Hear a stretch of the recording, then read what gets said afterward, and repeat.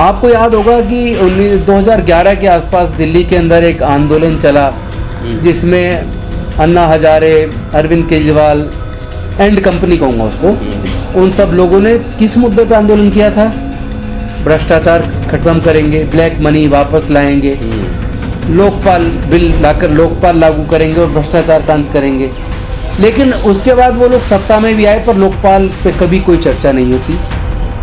जितना मैंने अध्ययन किया है, मुझे लगता है कि बाबा साहब को ढंग से लोगों ने समझा ही नहीं है। अगर जैसे हम लोग डिफाइन करते हैं कई बार अपने भाषणों में, बहुत सारे नेता बोलते हैं एजुकेट, एजिटेट, ऑर्गेनाइज। तो एजुकेट का मतलब लोग अपने भाषण में कहते हैं कि उसका मतलब पढ़ के नौकरी पा लेना नहीं है, बल्कि प्रजा पर आधारित ज्ञान हो, आप सही गलत का फैसला कर पाएं, आपका साइंटिफिक टेम्परामेंट बने, वैज्ञानिक दृष्टिकोण अपनाएं। आप कैबिनेट सेक्रेटरी और डिपार्टमेंट गवर्नमेंट ऑफ इंडिया के सेक्रेटरी बनने का टाइम आता है, वहाँ तो 81 में कोई एक दो मुश्किल से बन पाता है। इसी तरह स्टेट्स के अंदर भी उसी तरह का होता है, चीफ सेक्रेटरी और बाकी सेक्रेटरीज होते हैं, तो उसमें बनेगा वो जो सीनियर लेवल पे है। तो आपका जब आप सिलेक्शन ही आपका 28-29 साल की उम्र में आके हो रहा है और जिसका 22 साल की उम्र में सिलेक्शन हो रहा है, IAS बन रहा है, तो फिर ऊपर तो बॉस वो बनेगा।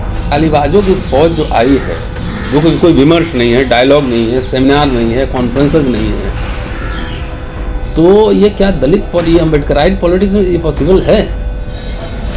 नहीं, गांधी अम्बेडकर मिलते थे, पॉसिबल नहीं है, क्योंकि डॉक्टर बाबा साहब अम्बेडकर या गांधी कभी गाली नहीं देते थे। उनका जो लड़ाई थी भी तो वो विचारधारा को लेके थी। बाबा साहब अगर गांधी जी को मिस्टर गांधी कह के अगर उनसे बात करते थे, तर्क वितर्क करते थे, तो वो इस बात को लेके करते थे कि भाई मेरे समाज के हिस्से में क्या आया, उनकी गुलामी को दूर करने के लिए आप लोग क्या योजना बना रहे हैं, देश के विकास में उनको हिस्सा क्या मिलेगा, उनको एजुकेशन में और नौकरी में, दूसरे क्षेत्रों में, राजनीति में आप हिस्सा क्यों नहीं दे रहे हो।